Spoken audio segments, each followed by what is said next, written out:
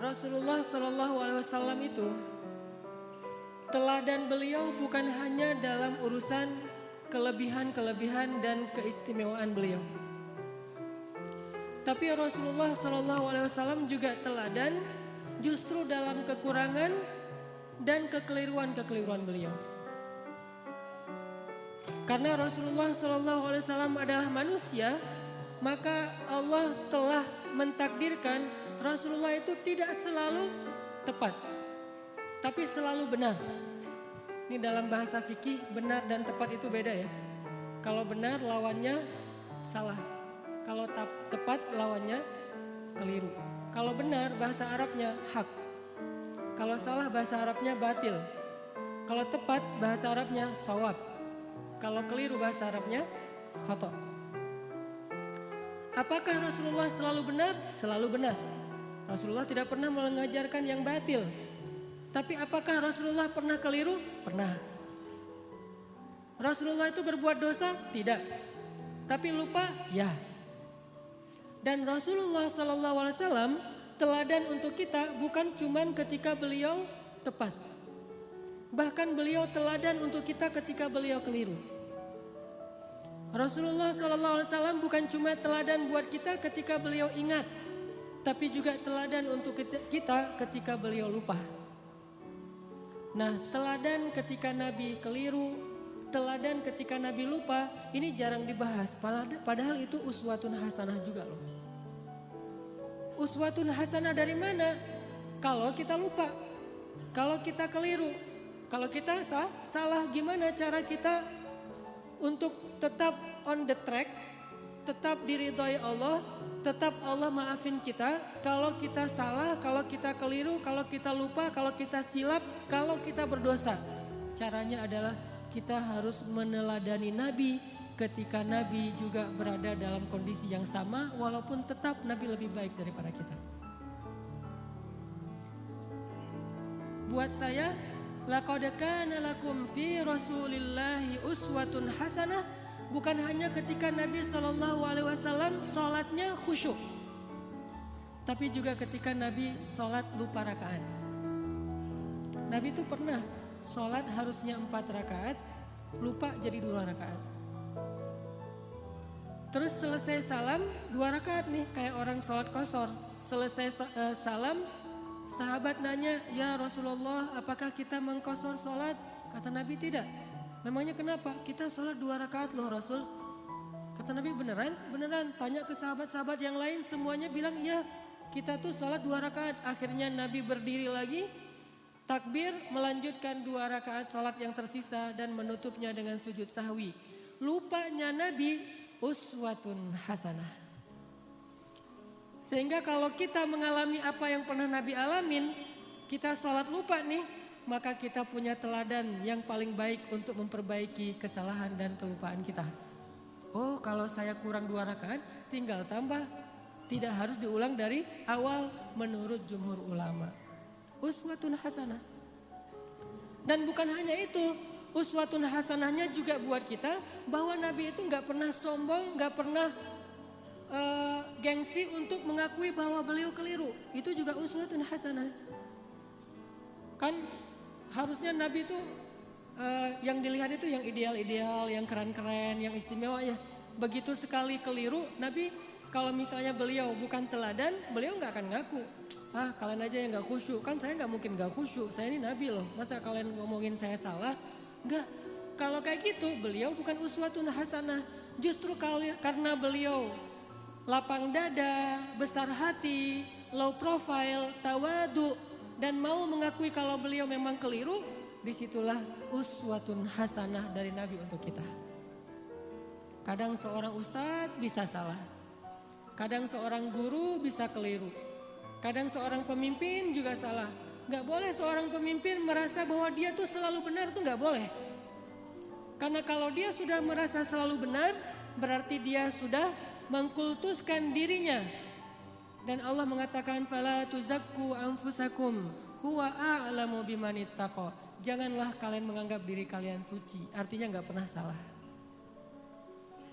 Jadi pemimpin yang meneladani Rasulullah SAW bukan cuma meneladani dari angle jujur, amanah, profesional, tapi juga meneladani Nabi dari angle apa? Bahwa kalau keliru berbesar hati untuk mengakui. Kalau dinasihati oleh orang lain dan nasihat itu memang tepat dan benar, maka dia menerima dengan lapang dada. Kalau perlu dia berterima kasih kepada orang yang sudah menasihati dia, bukan malah ilfil, bukan malah menyakiti, bukan malah menzolimi. Ini uswatun hasanah ketika Nabi keliru. Laqad kana lakum fi Rasulillah Laqad kana lakum fi Rasulillahi uswatun hasanah. Pasti di dalam diri Rasulullah itu ada uswatun hasanah. Tapi kan Rasul gak selalu tepat. Walaupun tepatnya itu banyak, sedikit keliru. Tapi tetap ada kelirunya. Bahkan kalau kita baca ayat-ayat Al-Quran, kita akan menemukan lebih dari satu ayat-ayat teguran terhadap Nabi. Ya kan? Walaupun yang populer satu, surat Abasa. Tapi surat dengan makna yang sama dengan surat Abasa di dalam Al-Quran itu lebih dari satu. Ada beberapa, bahkan lebih dari 3. Kenapa kok Nabi sampai kayak gitu? Biar kita bisa meniru Nabi kalau kita melakukan kesalahan. Seorang suami tidak selalu harus benar. Dan tidak perlu merasa gengsi mengakui kalau kali ini yang benar adalah istrinya. Buat yang udah punya istri. Yang belum punya juga belum tentu selalu benar. Kadang yang benar adalah teman kos-kosannya. Kadang yang benar adalah mantannya. Kan gak masalah kan? Kalau ditanya kenapa kalian putus?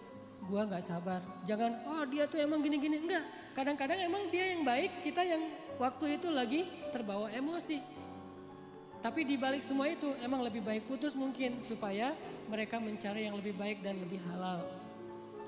Tapi yang pasti teman-teman, kita coba malam ini belajar uswatun hasanah Nabi dalam kondisi ketika Nabi keliru. Dan ini sama sekali bukan ingin menjelek-jelekan Nabi, sebaliknya kita ingin melihat betapa Nabi itu hebat. Justru ketika kita melihat betapa Nabi besar hati, lapang dada, kita akan semakin kagum kepada sosok Rasulullah SAW. Contoh sholat tadi aja udah dapat 2 uswah, 2 teladan. 1, Nabi besar hati. 2, pelajarannya bahwa oh kalau salah dalam sholat berarti tinggal kita tambah, ditutup dengan sujud sahwi. Ada 3 nih. Yang ketiga pelajarannya dalam kasus itu apa? Ternyata sahabat-sahabat Nabi itu orangnya dewasa. Sahabat-sahabat Nabi itu orangnya mateng. Gak gampang pundungan. Nabi sholat. Kurang 2 rakaat, mereka nggak komen, katanya Nabi salatnya nggak khusyuk, nggak gitu. Mereka nggak unfollow Nabi. Wah udah nggak benar nih postingannya, gue unfollow aja nih. Dan komennya cuman yang dekat doang sama Nabi, yang komen yang lain nggak ikut-ikutan komen. Jadi komennya itu komen positif, bukan ngebully Nabi, bukan Nabi mah ternyata salatnya juga mikir yang lain. Saya kira selama ini udah keren banget, ternyata pencitraan doang, enggak. Kenapa? Karena mereka followers yang udah mateng. Bukan followers yang labil, yang galau gitu. Sehingga sekali Nabi postingnya agak-agak kurang tepat, mereka pundung fisabilillah. Bayangin kalau sekali Nabi keliru terus pundung kan berkurang kan umat Islam? Tidak, yang terjadi justru semakin bertambah. Kenapa? Mereka faham Nabi itu wama Muhammadun illa rasulun qad khalat min qablihi rusul. Dia juga seorang makhluk yang diutus oleh Allah. Kadang dia wafat, Allah menghidupkan dan mematikan, Allah memberi makan, Allah memelihara, Allah membuat dia ingat dan lupa. Semua itu adalah sifat manusia yang melekat pada diri Rasulullah SAW. Cuma satu bedanya. Beliau Allah jaga dari berbuat dosa, maksum. Dijaga dari berbuat dosa. Jadi Nabi itu gak buat dosa, tapi kalau keliru ya. Lagian keliru itu bukan dosa sengaja. Cuman lupa, cuman salah faham, cuman ijtihad. Sehingga sahabat ketika Nabi keliru, ya udah easy going aja, tinggal bangun, ngelanjutin. Jadi makmum Nabi Nggak ada sahabat yang akhirnya dorong-dorong Abu Bakar. Abu Bakar lu aja yang jadi imam, kayaknya Nabi lagi agak-agak kurang khusyuk gitu malam ini. Kayak lagi apa misalnya, enggak, sahabat tetap aja ya udah Rasulullah kita ikutin. Nabi lanjut 2 rakaat diikutin dan nggak ada yang ngomongin di belakang. Nggak ada yang diam-diam, bisa gitu juga ya Nabi, gua heran, jadi gosip. Terus besok keluar di postingan-postingan sahabat, Nabi ternyata manusia biasa. Hashtagnya Nabi lupa, viral di antara mereka. Gak usah dibesar-besarkan, itu hal yang wajar. Udah aja mereka lupa. Tapi tetap direwayatkan kisah ini supaya apa? Laqad kana lakum fi Rasulillahi uswatun hasanah. Biar kita bisa niru. Ini angle uswah hasanah yang coba kita terapkan dalam hidup kita. Menyikapi kalau orang lain keliru. Orang lain itu bisa orang tua, orang lain itu bisa guru, orang lain itu bisa teman, orang lain itu bisa pasangan, orang lain itu bisa tetangga, orang lain itu bisa pemimpin, bisa pejabat, bisa siapa aja. Bahkan orang yang paling soleh sekalipun melakukan kesalahan dan kekeliruan. Salah satu di antara ciri-ciri orang bertakwa yang Allah sebutkan di dalam surat Ali Imran 135. Walladzina idza fa'alu fahishatan aw zalamu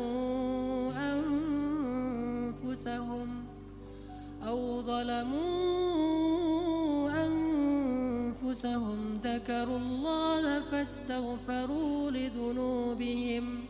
Orang yang bertakwa kata Allah adalah orang-orang yang apabila melakukan kesalahan, menzalimi diri sendiri atau melakukan fahisyah, dosa sembunyi-sembunyi. Coba. Ternyata orang bertakwa juga bisa ngelakuin dosa, kesalahan. Bedanya apa? Zakarullah.